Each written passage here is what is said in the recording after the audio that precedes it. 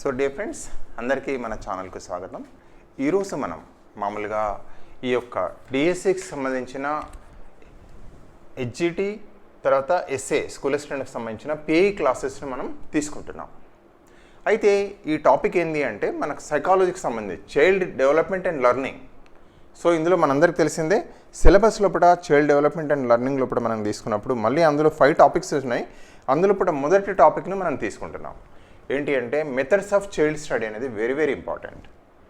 అందులో child development and learning అనేది మనకు సైకాలజీ టాపిక్లో ఇచ్చారు. అంతేకాకుండా ఇదేంటంటే హెచ్డబ్ల్యూ హాస్టల్ వెల్ఫేర్ ఆఫీసర్స్ లోపల కూడా ఇదే టాపిక్ని మనకి ఇవ్వడం అనేది జరిగింది. సైకాలజికల్లీ దాదాపు ఆల్మోస్ట్ మనకు ఒక 15 బిట్స్ అందులో వస్తాయి. అంటే ఒక రకంగా చెప్పాలంటే ఈ 2 కోణాల్లో మనకు లాభం అవుతుంది ఎవరికైనా కూడా. ఏదైనా ఇక్కడ పిఐకి సంబంధించిన మనకు ఆల్రెడీ ఒక 10 వీడియోస్ మనం అప్లోడ్ చేసుకున్నాం. అది మామూలుగా chapter 1 philosophical foundation of education కావచ్చు, తర్వాత సోషలాజికల్ ఫౌండేషన్ కావచ్చు, హిస్టారికల్ పర్స్పెక్టివ్స్ సంబంధించిన ఒక ఆల్రెడీ 9 వీడియోస్, నిన్న ఒక వీడియో 10 వీడియోస్ ఆల్రెడీ అప్లోడ్ చేసాం. మొత్తం 11 వీడియోలు మనం చేసుకోవడం అనేది జరిగింది. సో నిన్నటి క్లాస్ లోపల ఎక్స్పెరిమెంటల్ మెథడ్ అంటే మెథడ్స్ ఆఫ్ చైల్డ్ స్టడీలో మనందరికీ తెలిసిందే ముఖ్యంగా ఏమేమి వస్తాయంటే మనకి ఇచ్చిన సిలబస్లో 4 మెథడ్స్ ఇచ్చారు. ఒకటి ఇంట్రాస్పెక్షన్ మెథడ్, అంతఃపరిశీలన పద్ధతి, రెండవది పరిశీలన పద్ధతి అబ్జర్వేషన్ మెథడ్, మూడవది తీసుకుంటే కేస్ స్టడీ మెథడ్, దాన్ని వ్యక్తి అధ్యయన పద్ధతి అంటాం, నాలుగవది ఎక్స్పెరిమెంటల్ మెథడ్ ప్రయోగ పద్ధతి. సో ఫస్ట్ మనం దేంతో స్టార్ట్ చేసుకున్నామంటే ఎక్స్పెరిమెంటల్ మెథడ్ను కంప్లీట్ చేసుకున్నాం. ఎవరైనా వీడియో చూడకపోతే తప్పనిసరిగా వీడియోను చూడాలని విజ్ఞప్తి చేస్తూ ఇక టాపిక్లోకి ఎంటర్ అయ్యే ముందు ఎవరైనా కనుక మన ఛానల్కు సబ్స్క్రైబ్ చేసుకోకపోతే తప్పనిసరిగా సబ్స్క్రైబ్ చేసుకోవాలని విజ్ఞప్తి చేస్తూ సో వెంటనే అప్లోడ్ చేసిన వీడియోస్ మీకు చేరడానికి చాలా సహాయపడుతుంది. బెల్ ఐకాన్ కూడా ప్రెస్ చేసుకోండి. ఓకే, టాపిక్లోకి ఎంటర్ అవుతున్నాం. సో నిన్న మనం ఎక్స్పెరిమెంటల్ మెథడ్ మన మెథడ్స్ ఆఫ్ చైల్డ్ స్టడీస్లో ప్రధానంగా 4 ఉన్నాయి. సరే, ఏదైనా నిన్నటి ఎక్స్పెరిమెంటల్ మెథడ్ నిన్న కంప్లీట్ చేసుకున్న విషయం మీకు తెలిసిందే. మిగిలిన 3 ఏమిటి అంటే ఒకటి ఇంట్రాస్పెక్షన్ మెథడ్ ఈరోజు తెలుసుకోబోతున్నాం, రెండవది అబ్జర్వేషన్ మెథడ్ పరిశీలన పద్ధతి, మూడవది కేస్ స్టడీ మెథడ్ వ్యక్తి అధ్యయన పద్ధతి. సో ఫస్ట్ కనుక తీసుకున్నట్టయితే ఇంట్రాస్పెక్షన్ మెథడ్ అంతఃపరిశీలన పద్ధతి. ఏంటిది అంతఃపరిశీలన పద్ధతిలో ఇప్పుడు ఏం చెప్తాం అంటే మనకు మనమే పరిశీలించుకోవడం, మన ప్రవర్తన మనమే అధ్యయనం చేసుకోవడం. సో ఇక్కడ ఏమంటారంటే చూడండి, ఇది అత్యంత ప్రాచీనమైన పద్ధతి, ఓల్డెస్ట్ మెథడ్. లుకింగ్ వితిన్ అంటే లుకింగ్ వితిన్ అంటారు, మనకు మన ప్రవర్తన మనమే అధ్యయనం చేసుకోవడం. ఇక్కడ తీసుకున్నట్టయితే ఎగ్జాంపుల్ తీసుకున్నట్టయితే ఉదాహరణగా మనం లెసన్ చెప్పాం, ఈరోజు ఉపాధ్యాయుల పాఠం చెప్పాం.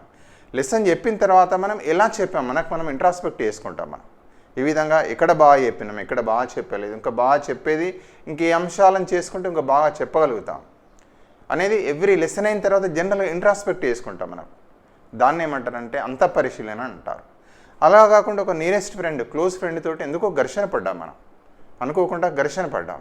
ఘర్షణ పడ్డ తర్వాత మనకు మనం అనుకుంటాం, అరే మన ప్రవర్తన సరి అయిందేనా, అరే మనం అట్లా బిహేవ్ చేసి ఉండేది కాదేమో, ఇంకెట్లా బిహేవ్ చేస్తే బాగుండేది అని మనకు మనమే మన ప్రవర్తనను పరిశీలించుకోవడం అనేది జరుగుతుంది. దీన్ని ఏమంటారంటే ఇంట్రాస్పెక్షన్ అంటారు, అంతఃపరిశీలన అంటారు. దీన్ని ఏమంటారంటే అంతఃపరిశీలన పద్ధతి అని అంటారు.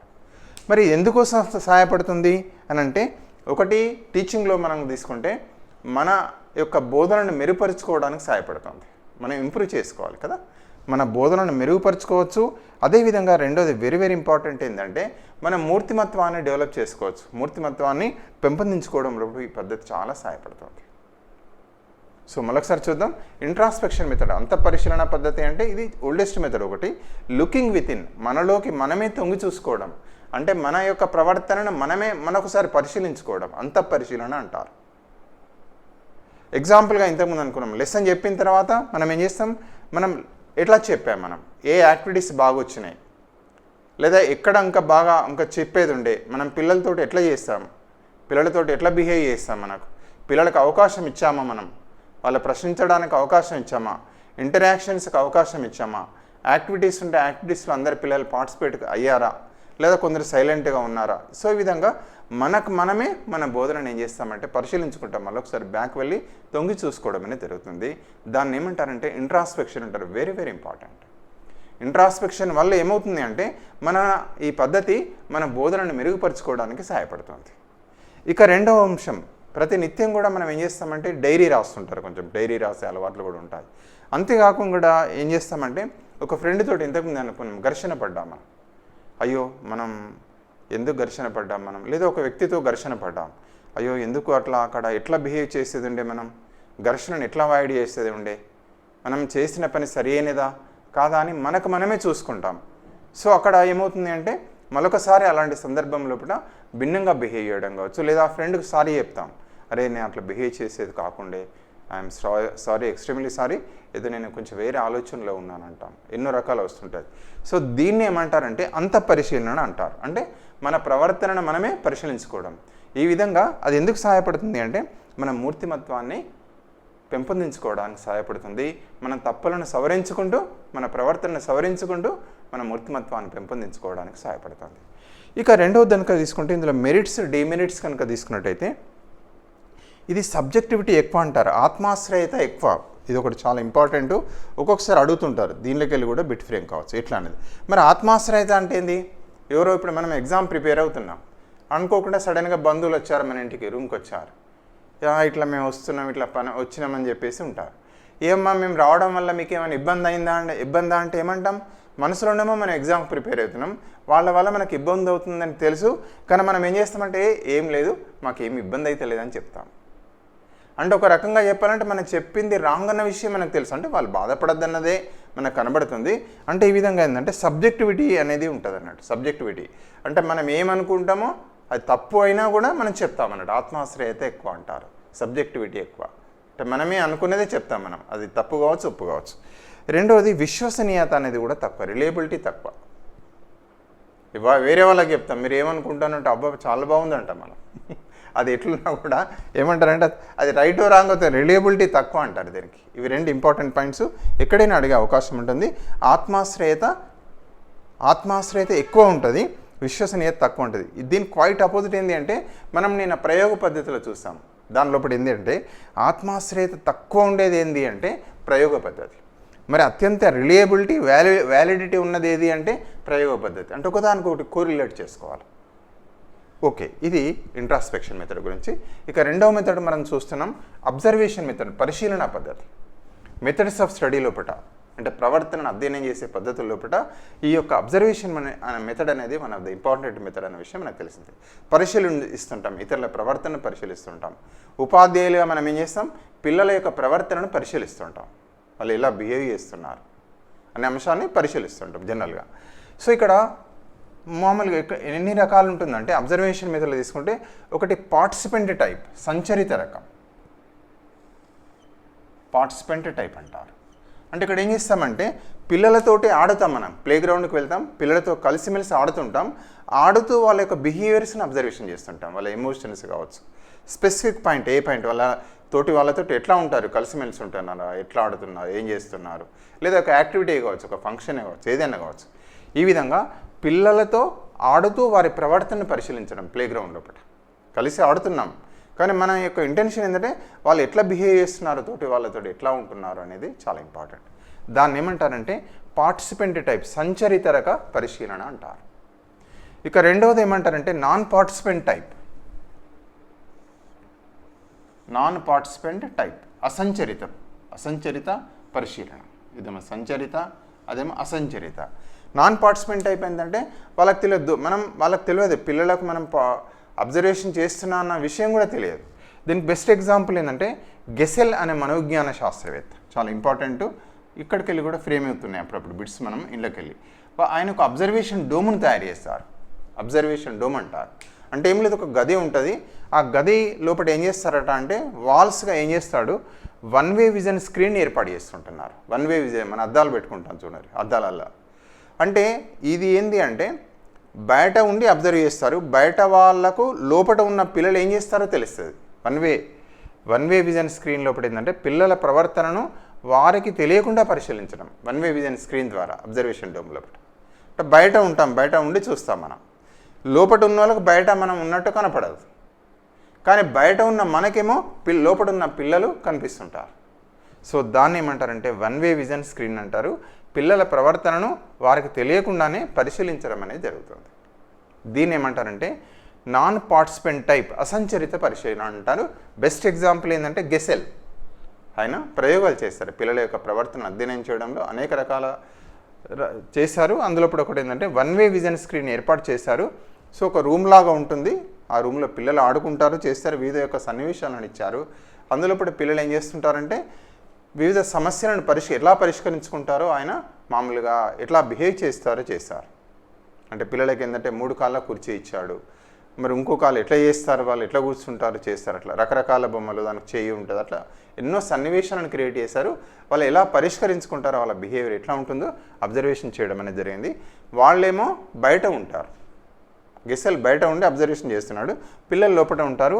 మధ్యన ఏముంటుందంటే వన్ వే విజన్ స్క్రీన్ అనేది ఉంటుంది, ఒకవైపే కనిపిస్తుంది. అంటే బయట ఉన్న వ్యక్తులకు లోపల పిల్లలు ఏం చేస్తారో కనబడుతుంది, కానీ పిల్లలకు బయట ఉన్న ఎవరు అబ్జర్వేషన్ చేస్తున్నారు బయట వాళ్ళు కనిపించారు. మన దగ్గర మామూలుగా ఇవాళ విండోస్కు పెడుతుంటున్నారు మనం అట్లాంటిది. ఇక మూడవది నేచురలిస్టిక్ అబ్జర్వేషన్, అంటే సహజ పరిశీలన. పిల్లల జంతువుల ప్రవర్తనను సహజ వాతావరణంలో పరిశీలించడం. ఫర్ ఎగ్జాంపుల్ జంతువుల ప్రవర్తన ఉంది, అడవి అనేది మనకు మామూలుగా తెలుసు నేచురల్ కదా, సహజ వాతావరణం. సో సహజ వాతావరణంలో ఎట్లా బిహేవ్ చేస్తున్నారు, పిల్లల యొక్క ప్రవర్తన ఎలా ఉంటుంది, పిల్లవాళ్ళ నేచురల్ సెట్టింగ్ ఇంటిలో ఫర్ ఎగ్జాంపుల్ తల్లిదండ్రులతోటి కావచ్చు, ఎక్కడ కావచ్చు, మనం చూస్తుంటాం సహజ వాతావరణంలో ఎట్లా బిహేవ్ చేస్తున్నారు. టెంపుల్కి వెళ్తారు, టెంపుల్లో కూడా పిల్లల బిహేవియర్ ఎట్లా ఉంటుంది, సహజ వాతావరణం అంటే ఒక ప్రేయర్ ప్లేస్, మనకు టెంపుల్ కావచ్చు, మాస్క్ కావచ్చు.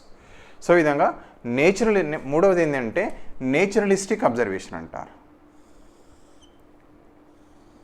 అంటే సహజ వాతావరణంలో పరిశీలించడం దాన్ని ఏమంటారు, ఈ యొక్క నేచురలిస్టిక్ అబ్జర్వేషన్ అంటారు.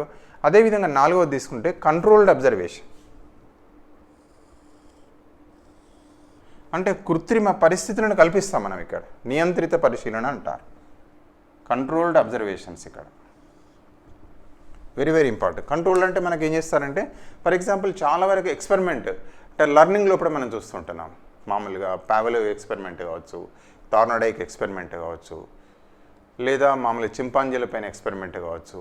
అంటే మామూలుగా క్రియేట్ చేశారు, మనకు అరటిపళ్ళ గెలడు పైన కట్టినారు, కింద చూసి అవి ఎట్లా సమస్యని పరిష్కరించుకుంటావు అంటే ఒక రకంగా సమస్యను క్రియేట్ చేశారని అన్నట్టు. అంటే ఒక రకంగా చెప్పాలంటే కంట్రోల్డ్ అబ్జర్వేషన్, నియంత్రిత పరిశీలన అని చెప్పబడుతుంది ఎక్స్పెరిమెంట్స్ అన్నీ కూడా. సో ఈ రకంగా కృత్రిమ పరిస్థితులను కల్పించి వారి యొక్క ప్రవర్తనను అధ్యయనం చేయడాన్ని ఏమంటారంటే కంట్రోల్డ్ అబ్జర్వేషన్ లేదా నియంత్రిత పరిశీలన అని అంటారు. ఈ విధంగా తీసుకున్నట్టయితే అబ్జర్వేషన్ పరిశీలన పద్ధతిలో తీసుకుంటే ఒకటి పార్టిసిపెంట్ టైప్, రెండవది నాన్ పార్టిసిపెంట్ టైప్, మూడవది నేచురలిస్టిక్ అబ్జర్వేషన్, నాలుగవది కంట్రోల్డ్ అబ్జర్వేషన్ అంటారు. ఈ విధంగా ప్రవర్తనను మామూలుగా పరిశీలించడం అనేది జరుగుతుంది. ఇక ఫైనల్గా తీసుకున్నట్టయితే కేస్ స్టడీ మెథడ్, వ్యక్తి అధ్యయన పద్ధతి. మనకు మిగిలింది ఏంటంటే కేస్ స్టడీ మెథడ్, వ్యక్తి అధ్యయన పద్ధతి. దీనికే ఏమని పేరు అంటే ఇంకొక పేరు క్లినికల్ మెథడ్ అంటారు, చికిత్సా పద్ధతి అని కూడా పేరు. చూడండి క్లినికల్ మెథడ్ లేదా దీన్ని చికిత్సా పద్ధతి అంటారు. సో దయచేసి వెరీ ఇంపార్టెంట్. ఒక్కొక్కసారి సింపుల్గా కూడా మనకు ఫ్రేమ్ చేస్తాడు, ఫ్రేమ్ చేస్తే మనకు దానికెళ్ళి ఆన్సర్ పికప్ చేసుకోవాల్సి వస్తుంది.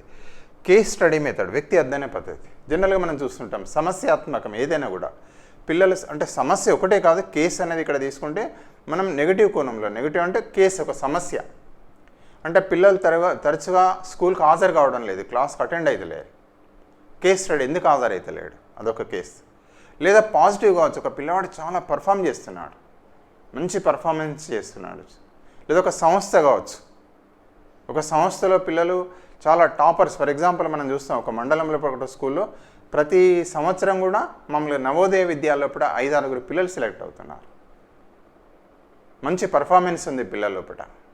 లేదా కొన్ని స్కూల్లో మనం తీసుకుంటాం, మామూలుగా తీసుకుంటే వాళ్ళకు స్ట్రెంగ్త్ చాలా, పిల్లల పేరెంట్స్ బాగా అడ్మిషన్స్ ఎక్కువ తీసుకుంటున్నారు, పిల్లలు బాగా అక్కడ ఏమొస్తున్నారు పేరెంటల్ కాన్ఫిడెన్స్ పెరిగింది, వాళ్ళకి మంచి వస్తుంది, విద్య బాగా వస్తుంది, బాగా చెప్తున్నారు టీచర్స్ అనే పేరు వచ్చింది.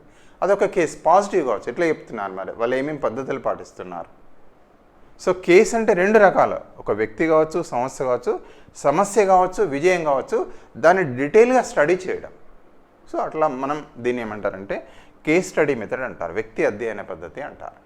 ఫర్ ఎగ్జాంపుల్ పిల్లవాడి ఒక పర్ఫార్మెన్స్ బాగాలేదు పిల్లవాడు, లేదా తరచుగా ఆబ్సెంట్ అవుతున్నాడు, ఎందుకు అవుతున్నాడు ఆబ్సెంట్, అప్పుడు మనం ఏం చేస్తాం డీటెయిల్ తీసుకుంటాం. సో ఆ పిల్లల యొక్క పేరెంట్స్ డీటెయిల్స్ తీసుకుంటాం, అదేవిధంగా స్నేహితులు ఎవరెవరో తీసుకుంటాం, అతని యొక్క పరిసరాలు ఏందో మొత్తం డీటెయిల్గా తీసుకొని ఆ కేసును అర్థం చేసుకుంటాం, ఆ సమస్యను పరిష్కరించే ప్రయత్నం చేయడం అనేది జరుగుతుంది. జనరల్గా మేము 9th క్లాస్ టీచర్గా ఉన్నప్పుడు ఒక పిల్లవాడు రెగ్యులర్గా అటెండ్ అవుతలేడు. నేను క్లాస్ టీచరు, పిల్లవాడు అటెండ్ అవుతలేడు. సింపులే కావచ్చు, అరే ఏమైంది ఆ బాబు ఎందుకు వస్తలేడు బాబు ఫస్ట్ పీరియడ్ అంటే సెకండ్ పీరియడ్ మ్యాథమెటిక్స్. పిల్లల్ని అడుగుతాం కదా, పిల్లల్ని అడుగుతారే మరి ఏమైంది ఇట్లా అని అంటే పిల్లలు చెప్తున్నారు, సార్ ఇట్లా second period next period mathematics sir homework అయిపోతే కొడతాడు. అరే కొడతాడా, మరి అట్లయితే మరి ఆబ్సెంట్ అయితే పిల్లవాడు ఆబ్సెంట్ అవుతున్నాడు మొత్తం అని మళ్ళీ ఆ సార్ దగ్గరికి వెళ్ళి రిక్వెస్ట్ చేసి, సార్ ఇట్లా ఉన్నాడట, కొంచెం దయచేసి దండించకండి, కొంచెం ఏంటంటే పిల్లవాడు ఫస్ట్ పీరియడ్ మిగతా రానే వస్తలేడు అని ఆ సార్ని రిక్వెస్ట్ చేసుకోవడం జరిగింది. ఫర్ ఎగ్జాంపుల్ చెప్తున్నా, అంటే ఇక్కడ మనకేంది అంటే పిల్లాడు రెగ్యులర్గా ఆబ్సెంట్ అవుతున్నాడు, ఎందుకు ఆబ్సెంట్ అవుతున్నాడు అనేది మనకు తీసుకుంటాం. అట్లా కేసు అన్నట్టు. ఫర్ ఎగ్జాంపుల్ ఒక మామూలుగా చూసుకున్నప్పుడు ఒక పిల్లవాడు స్కూల్ సడన్గా మానేశాడు. ప్రైమరీ స్కూల్ హై స్కూల్కి వెళ్ళాడు, హై స్కూల్ వెళ్ళిన తర్వాత సడన్గా స్కూల్ మానేశాడు. అదేవిధంగా ట్రైనీస్ మామూలుగా చెప్తున్నారు, సార్ ఆ బాబు ఇట్లా ఇద్దరు ఉన్నారు అక్కడ స్కూల్స్కి వెళ్ళిన పిల్లలు ఆ గ్రామంలో, ఒక పిల్లవాడు ఇట్లా మీరు రావాలి అంటే వెళ్ళాం. ఏమైంది ఏం సంగతి అంటే వాళ్ళ మదర్ని అడిగాం, మా పిల్లవాడు చూస్తుంటే జ్వరంతో బాధపడుతున్నాడు, కాళ్ళకన్నీ పొక్కులు వచ్చినాయి, చూస్తే 6th క్లాస్ పిల్లవాడే, ఏమైంది మరి ఎందుకు ఆబ్సెంట్ అయ్యండి, ఎందుకు వెళ్తలేడు నా పిల్లవాడిని అడిగి చేస్తుంటే చెప్తున్నారు, సార్ ఇట్లా ఏం లేదు, ఇట్లా హిందీ సార్ కొట్టిండట ఆ పిల్లవాడిని, ఎందుకో రాలేదనో ఏదో మొత్తం ఆ పిల్లవాడు భయపడ్డాడు. ప్రైమరీకి వెళ్ళి ఊరు బయట హై స్కూల్ ఉంటుంది, ఊళ్ళో ప్రైమరీ స్కూల్ ఉంటుంది. సో ఆటోమేటిక్గా ఏంటంటే ఆ పిల్లవాడిని మళ్ళీ చెప్పేసి ఆ స్కూల్కి వెళ్ళి మాట్లాడి ఆ యొక్క సార్ తోటి, సార్ ఇట్లా భయపడిపోయాడు, ఆ పిల్లవాడు స్కూల్ మానేస్తే వాళ్ళమ్మ ఏవైతే కొన్ని జీతం ఉంచింది, ఇట్లా ఉంచడం చేత నీళ్లు కట్టిస్తే ఆ పేడ ఉంటుంది కదా, ఆ పేడ పిల్లలకు పడక ఆ చర్మానికి పొక్కులు వచ్చాయి, జ్వరం ఉంది, ఆ పిల్లవాడు చాలా ఇబ్బంది పడుతున్నాడు, ఇట్లా జరిగిందని చెప్పేసి మళ్ళీ పాపం బాబుని రీజైన్ చేసుకోవడం అనేది జరిగింది. అంటే ఇవి ఒక్కొక్క కేసు వేరు వేరు రకాలుగా ఉంటుంది. సో ఏదైనా పర్ఫార్మెన్స్ కావచ్చు ఈ రకంగా దాన్ని మొత్తం దీనిలో 2 దశలు ఉంటాయి. సమస్య నిర్ధారణ దశ, డయాగ్నోసిస్ స్టేజ్ అంటారు. రెండవది ఏంటంటే సమస్య నివారణ దశ, క్యూరేటివ్ స్టేజ్ ఉంటుంది. Very very important. కేస్ స్టడీలో సమస్య నిర్ధారించడం, ఏంది అసలు ప్రాబ్లం ఏంటిది, కారణం మూల కారణం ఏందో ఫైండ్ అవుట్ చేస్తాం. అదేవిధంగా దాన్ని సమస్య నివారణ దశ, క్యూరేటివ్ స్టేజ్ అంటారు. సో ఇవి 2 దశలు చాలా ఇంపార్టెంట్. ఇందులో ఇప్పుడు జనరల్గా ఏం చేస్తుంటాము అంటే ఏదైనా కూడా అంటే పిల్లలు తరచుగా బడి మానివేయడం కావచ్చు, లో పర్ఫార్మెన్స్ కావచ్చు, ఎన్నో సమస్యలు ఉంటాయి. సో ఇన్ఫర్మేషన్ సేకరించడం ఇందులో చాలా క్లియర్ కట్. అంటే ఇంపార్టెంట్ దశ ఏంటంటే నిర్ధారణ దశ. అంటే ఎవరెవరిది ఆ యొక్క విద్యార్థి సంబంధించిన సమగ్ర సమాచారాన్ని సేకరిస్తాం. అదేవిధంగా పేరెంట్స్ ఎవరు వారి గురించి సేకరిస్తాం. అదేవిధంగా పీర్స్ ఫ్రెండ్స్ ఎవరో వాళ్ళ గురించి సేకరిస్తాం. నైబర్స్ అవసరాన్ని బట్టి నైబర్స్ కూడా ఎక్కడ ఉంటాడు ఏందన్నీ కూడా సేకరించి డీటెయిల్గా స్టడీ చేస్తాం. స్టడీ చేసిన తర్వాత దాన్ని ఏం చేస్తామంటే నెక్స్ట్ స్టేజ్కి వెళ్తాం, క్యూరేటివ్ స్టేజ్. సో దీన్ని ఏమంటారంటే కేస్ స్టడీ మెథడ్, వ్యక్తి అధ్యయన పద్ధతి అంటారు. దీన్ని ఏమంటారంటే క్లినికల్ మెథడ్ లేదా చికిత్సా పద్ధతి అని కూడా అంటారు. ఈ రకంగా తీసుకున్నట్టయితే మనకు ఈ రకంగా మొత్తం ఇంపార్టెంట్ మెథడ్స్ ఏంటంటే 3 ఈరోజు మనం నేర్చుకునే 3 మెథడ్స్ ఆఫ్ చైల్డ్ స్టడీలో టోటల్ మనకు సిలబస్లో ఉన్నది పిఐలో 4 ఉన్నాయి. ఒకటి ఇంట్రాస్పెక్షన్ మెథడ్, అదేవిధంగా రెండవది observation method, 3 case study method, 4వది ఎక్స్పెరిమెంటల్ మెథడ్ అని 4 మెథడ్స్ ఉన్నాయి. ఇందులో ప్రీవియస్ క్లాస్లో ఎక్స్పెరిమెంటల్ మెథడ్ గురించి నేర్చుకున్నాం. ఈరోజు నేర్చుకున్న దాని లోపల మనకు ఒకటి ఏంటంటే ఒకటి ఇంట్రాస్పెక్షన్ మెథడ్, అంతఃపరిశీలన పద్ధతి. అంటే మనలోకి మనమే తొంగి చూసుకోవడం, మన ప్రవర్తనను మనమే అధ్యయనం చేయడం. ఇది ఓల్డెస్ట్ మెథడ్. ఇది ఎందుకోసం సహాయపడుతుంది అంటే ఎగ్జాంపుల్ మనం లెసన్ ఎట్లా చెప్పాం, మనకు మనమే ఇంట్రాస్పెక్ట్ చేసుకుంటాం, అంటే మన బోధనను మెరుగుపరచుకోవడానికి సహాయపడుతుంది. రెండవది మనం యొక్క ప్రవర్తనను జనరల్గా పాజిటివ్ కావచ్చు, నెగిటివ్ బిహేవియర్స్ని మనం ఏం చేస్తాం, ఎవరితోటన్నా మనకు మామూలుగా ఘర్షణ పడ్డప్పుడు కావచ్చు, లేదా బిహేవియర్ కావచ్చు, అరే మనం అట్లా ఎందుకు ఘర్షణ పడ్డాం అని మనకు మనమే ఆలోచించుకుంటాం. అరే అట్లా చేసేది కాకుండా చెప్తాం మనం రియాలిటీగా, అరే సారీ బై నేను అట్లా ప్రవర్తించేది కాదు, ఐఎమ్ ఎక్స్ట్రీమ్లీ సారీ అని చెప్తాం మనం. అది పిల్లలైనా కావచ్చు, ఎవరైనా కావచ్చు. ఒకసారి క్లాస్ రూమ్లో పిల్లలతోటి కూడా కఠినంగా మాట్లాడతాం, చేస్తుంటాం. సో అప్పుడు మనం మళ్ళీ రియలైజ్ అవుతాం, అరే మనం అట్లా బిహేవ్ చేసేది కాకుండా పిల్లలతోటి. సో అది ఈ విధంగా మనం మూర్తిమత్వాన్ని పెంపొందించుకోవడానికి సహాయపడుతుంది. అదే రకంగా ఇందులో ఉన్న మెరిట్స్ ఆర్ డిమెరిట్స్ తీసుకుంటే ఇందులో సబ్జెక్టివిటీ ఎక్కువ. అంటే మనం అనుకున్నదే చెప్తాం, అది రైట్ కావచ్చు రాంగ్ కావచ్చు. ఎవరైనా చుట్టాలు వచ్చాయని మనం ఎగ్జామ్ ప్రిపేర్ అవుతున్నాం, వాళ్ళు వచ్చి చూసి అయ్యో వాళ్ళు ఏమంటారు, అయ్యో మేము రావడం వల్ల మీకు ఏమైనా కష్టమవుతుందంటే అబ్బాయి మాకేం కష్టంగా అవుతలేమంటాం. కానీ నిజానికి అది కాదు. సో దాన్ని ఏమంటారంటే ఆత్మాశ్రయత అంటారు. సబ్జెక్టివిటీ మనం అనుకున్నదే చెప్తాం, అది ఎక్కువ అంటారు. అదేవిధంగా రిలయబిలిటీ తక్కువ, అంటే ఈ ఫలితం అనేది సేమ్గా ఉండదు అన్నట్టు, ఎక్కడ వేసిన ఈ ప్రయోగం సేమ్ ఉండకపోవచ్చు, దాన్నే రిలయబిలిటీ అంటారు. రిలయబిలిటీ తక్కువ. సో ఈ రెండు కూడా ఎక్కువ ఉన్నది ఏది అంటే experimental method, very very important. ప్రయోగ పద్ధతి నిన్న మనం నేర్చుకున్నాం. ఆ ప్రయోగ పద్ధతులు కూడా రిలయబిలిటీ ఎక్కువ, ఆత్మాశ్రయత తక్కువగా ఉంటుంది, విశ్వసనీయత ఎక్కువ, వ్యాలిడిటీ ఎక్కువ అంటారు అందులో. సరే, ఏదైనా రెండవది ఈరోజు నేర్చుకునేది అబ్జర్వేషన్ మెథడ్. పరిశీలన పద్ధతిలో తీసుకుంటే ఒకటి పార్టిసిపెంట్ టైప్, రెండవది నాన్ పార్టిసిపెంట్ టైప్, మూడవది నేచురలిస్టిక్ టైప్, నాలుగవది కంట్రోల్డ్ అబ్జర్వేషన్. అదేవిధంగా మూడోది తీసుకుంటే కేస్ స్టడీ. కేస్ స్టడీ మెథడ్లో తీసుకుంటే వ్యక్తి కానీ సమస్య, ఏదైనా ఒక సమస్య ప్రాబ్లం అనేది పిల్లలు క్లాస్ రూమ్లో కూడా కావచ్చు, మనం పిల్లలు వ్యక్తిగతంగా కావచ్చు సమస్య ఎదుర్కొంటారు, లేదా ఒక మంచి పాజిటివ్ కూడా కావచ్చు, చాలా గొప్ప విజయం సాధిస్తున్నారు. మా పిల్లలు చెప్తారు, సార్ ఇట్లా మేము ప్రతి దగ్గరికి వెళ్ళి ఆ స్కూల్లోకి వెళ్ళి ఖచ్చితంగా 5 వస్తున్నాయని చెప్తుంటాడు. ఎట్లా చేస్తున్నావు బాబు అంటే కేస్ స్టడీ. ఆ పిల్లవాడు, సార్ నేను మొదటికి వెళ్ళి నవోదయ కోచింగ్ ఇస్తాను సార్, 5th క్లాస్ పిల్లలు 4th క్లాస్ పిల్లలు చెప్తుంటాడు. నాకు రెగ్యులర్గా మా స్కూల్లోకి వెళ్ళి ఖచ్చితంగా ఒక 4-5 పిల్లలు ఎంపిక అవుతారు. చాలా గ్రేట్, ఎందుకంటే వాళ్ళకు ఇంకా మంచి మెరుగైన అవకాశాలు పిల్లలకు లభిస్తాయి కాబట్టి ఆ నిరుపేద బిడ్డలకు ఇంకా ఉన్నతంగా ఇదిగా అవకాశం ఉంటుంది. అదొక కేస్ స్టడీ, విజయం కూడా కావచ్చు. ఒక స్కూల్లో చాలా హయ్యెస్ట్ మేము చూసిన స్కూళ్ళ లోపల one of the best schools కూడా చూసాం. వాళ్ళ ప్రాక్టీసెస్ చూసాం, ఎట్లా చేస్తున్నారు, సూపర్బ్ హ్యాండ్ రైటింగ్ ఉంటుంది వాళ్ళ లోపల. అంటే ఒక టీచర్ని హ్యాండ్ రైటింగే పెట్టారు అట్లా. కేస్ స్టడీ చాలా నీట్గా ఉంటారు పిల్లలు, టీచర్స్ చాలా కమిటెడ్గా పాఠాలు చెప్తుంటారు. సో అడ్మినిస్ట్రేషన్ అంతా బాగా ఉంది.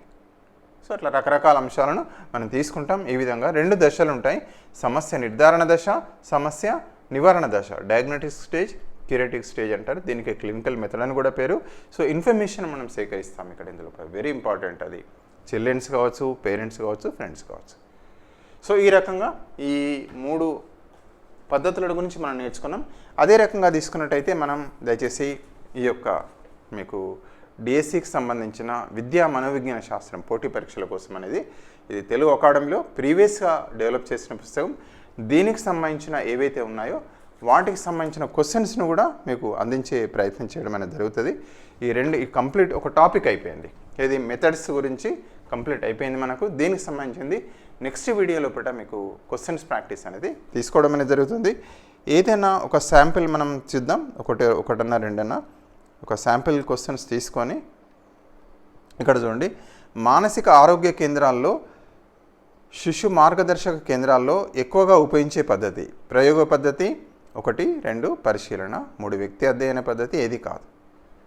సో ఈ విధంగా మానసిక కేంద్రాల్లో కూడా ఉపయోగించే పద్ధతి అంటున్నారు.